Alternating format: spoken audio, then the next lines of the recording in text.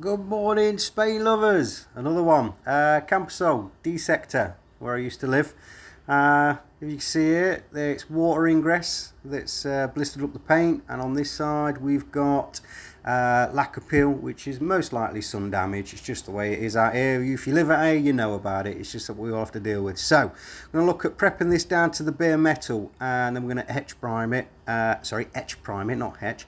Etch prime it. To protect it properly, because that way the paint will adhere properly as well. A little time lapse. People keep asking me for these time lapses. I just talk over them as I'm doing it. Okay, strip down to the bare metal there. Customer did try to touch it in himself, so the more I sanded it, the more I found. But of course you're going to try and touch it in yourself. You're trying to protect your paintwork, so I understand that. So chucking down some etch prime while that's setting, round to the other side and prep the top of the door. Again, not bad, just a bit of lacquer peel, nothing serious. Again, that's what I do. I'm a smart repairer, so I do smart repairs, I guess.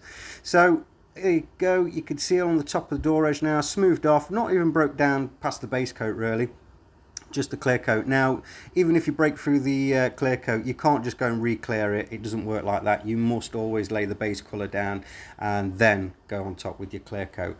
Here in a minute, I'm going to get masked up. I'll do a little time lapse on that and show you how I'm going to fade out. At this point with the camera, I was going off this fade out line here because I can see a repair's been done and that line's been used before, and I was going to stop there next to the rear window wiper, but I just don't feel it's going to justify it, so I'm going to continue the repair right the way across to the other swage line. So here I'm making a soft edge. This is to help the paint flow, the clear coat flow.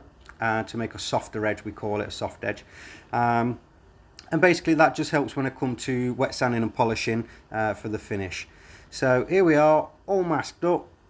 As you can see, you might think that's a bit excessive. The reason for this is because where we are, it's like a bit of a wind tunnel, so it's best to keep the car covered up as most as possible. And this is it, laying down the base coat colour, lovely metallic blue. Again, colour match was spot on.